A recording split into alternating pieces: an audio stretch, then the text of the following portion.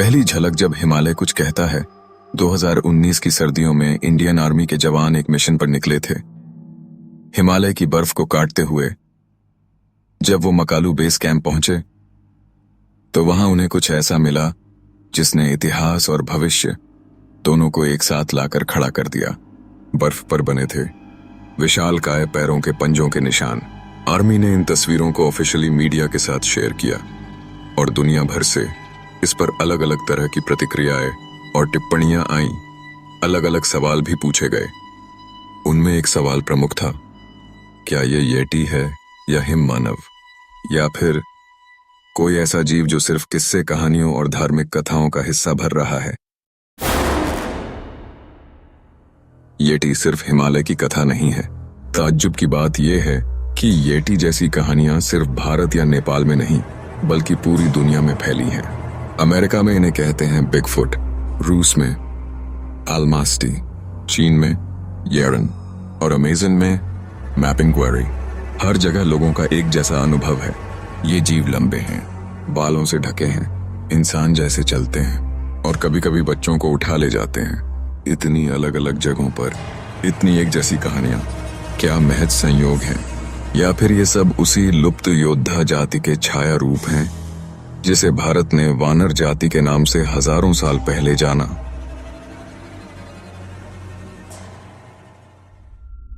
हनुमान जी अकेले नहीं थे।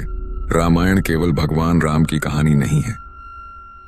हनुमान जी उस कथा के सबसे बलशाली पात्र हैं, लेकिन वो अकेले वानर नहीं थे। अंगद, नल नील, जांबवंत, ये सभी एक ऐसी जाति से थे जो न तो पूर्ण रूप से इंसान थी, न ही बंदर। ये वानर थे, शब्द जिसका अर्थ ही होता है मानव सदृश प्राणी, जिसकी उत्पत्ति किसी उच्च प्रयोग से हुई हो।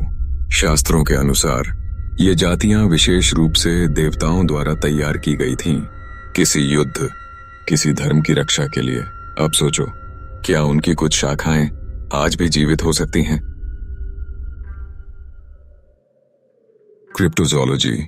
जब विज्ञान रहस्य के सामने झुकता है, साइंस में एक फील्ड है क्रिप्टोजोलॉजी, जो उन जीवों पर काम करती है जिनका अस्तित्व पूरी तरह साबित नहीं हुआ।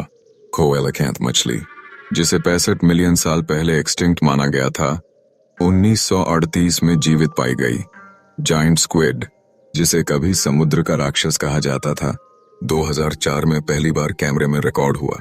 ऑक्सफोर्ड और स्विस रिसर्चर्स ने येटी के बालों और हड्डियों के डीएनए सैंपल लिए और पाया कि ये किसी जात प्रजाति से मेल नहीं खाते। तो क्या हम एक ऐसे प्राचीन वॉरियर रेस के वैज्ञानिक अवशेषों से टकरा चुके हैं जिसे हम मिथोलॉजी कहकर भूल गए? नॉर्थ अमेरिका की इंडिजिनस ट्राइब्स की कहानियां सिर्फ फोकलोर नहीं है, वो वार्निंग है, दस्तावेज हैं उस संघर्ष के जो इंसान और एक अन्य प्रजाति के बीच कभी हुआ था। चेरोकी, इनुइट, अपाची और सू जैसे कई समुदायों ने सैस्क्वाच या हैरी मैन के खिलाफ अपनी पीढ़ियों को प्रशिक्षित किया था। अलास्का के पास के जंगलों में लोग कहते हैं कुछ गुफाएं ऐसी हैं जहां जाना मतलब मौत को दावत देना है। 1924 में एप कैनियन इंसिडेंट हुआ, जहां कुछ प्रोस्पेक्टर्स ने दावा किया कि उन पर पूरी रात बालों से ढके विशाल प्राणियों ने पत्थर बरसाए। ट्राइबल मेमोरी में ये प्राणी केवल छाया नहीं है, ये शत्रु हैं जो बच्चों को उठा ले जाते हैं और कई बार एंटायर विलेजेस को खाली करा देते हैं। क्या ये क्रीचर सिर्फ लोकल हेलुसिनेशन है या फिर इन्हीं में छुपे हैं पूर्व वानर योद्धाओं के जंगली वंशज जो अब जंगल के नियमों से बंधे हुए हैं? हनुमान जी एक नाम नहीं है, वो एक चेतना है, एक ऐसी ऊर्जा जो बल, भक्ति और बुद्धि तीनों को एक साथ समेटे हुए है। लेकिन हर चेतना को कभी न कभी देह लेना पड़ता है, और रामायण में वो देह अवतार के रूप में था। एक वॉरियर जो पर्वत उछाल सकता था और जो अकेले लंका को जला सकता था। शिव पुराण और स्कंद पुराण कहते हैं हनुमान जी चिरंजीवी हैं, मतलब अब भी कहीं हैं। क्या वो देह आज येटी जैसा दिखता है? क्या चेतना ने सर्वाइवल इंस्टिंक्ट ले लिया है और वो हिमालय की गुफाओं में छुपकर हमारी जिज्ञासा का इंतजार कर रहे हैं? फ्रिंज साइंस अब वही कह रही है जो बुद्धिजीवियों ने हजारों साल पहले कहा था। रामायण और पुराणों में जो वानर वर्णित हैं वो बस बंदर नहीं थे, बल्कि जेनेटिकली रिफाइंड वॉरियर्स थे। आधुनिक विज्ञान इसे इस तरह एक्सप्लेन करता है, prehistoric hominid plus divine DNA splice मिलकर एक एडवांस्ड इंटेलिजेंट वॉरियर स्पीशीज बनते हैं। जाइगेंटोपिथेकस नाम का एक एक्सटिंक्ट एप स्पीशीज जिसके फॉसिल हिमालय और चीन में मिले हैं, वो 10 फीट लंबा था और अपराइट मतलब 2 पैरों पर खड़ा होकर चल सकता था। तो क्या प्राचीन डीएनए रिकॉर्ड्स में कहीं ये वानर प्रोटोकॉल छिपा है जो अब जंगलों में फ्रेगमेंटेड रूप में बचा रह गया है? साइंस मिथ को फिक्शन मानता है, पर हर मिथ के पीछे एक कोडेड ट्रूथ होता है। जब इंडियन आर्मी ने 2009 में वो फुटप्रिंट देखे, वो सिर्फ एक फोटो नहीं था, वो था एक गेटवे। ऑक्सफोर्ड और स्विस जेनेटिक्स लैब्स ने जो हेयर सैंपल्स टेस्ट किए, वो किसी नोन स्पीशीज से मैच नहीं हुए।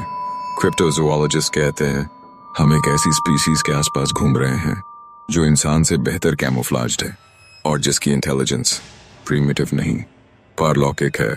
येटी मतलब वानर मेमोरी का लास्ट एको जो हिमालय के सन्नाटे में आज भी गूंज रहा है। अब सोचो, अगर ये सब कल्पना नहीं है बल्कि हमारी डीएनए में गुप्त रूप से इनकोड की गई स्मृति है, शायद हर बार जब कोई पहाड़ी पर भारी कदमों की आवाज सुनता है या अचानक पेड़ों के झुंड में कोई विशाल परछाई दिखती है, तो वो सिर्फ डर नहीं होता, वो हमारे अतीत की पुकार होती है। वानर कोई बीते युग के योद्धा नहीं है, वो चेतना आज भी जिंदा है, कभी किसी सिपाही के सामने फुटप्रिंट बनकर, तो कभी किसी व्यक्ति के सपने में आकर। शायद वो खुद को प्रकट नहीं कर रहे क्योंकि मनुष्य अभी भी तैयार नहीं है, लेकिन जब होगा अगला युद्ध और फिर सच और झूठ की आखिरी लड़ाई होगी, वानर फिर लौटेंगे और तब ये कैमरा उन्हें सिर्फ रिकॉर्ड नहीं करेगा।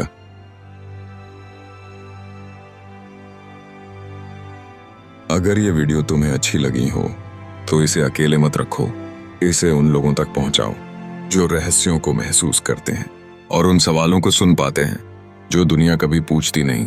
और हाँ, अगर तुम्हें लगता है कि वानर अब भी हमारे बीच हैं, तो कमेंट में बस इतना लिखो, मैंने सुना है। मिलते हैं अगले रहस्य में।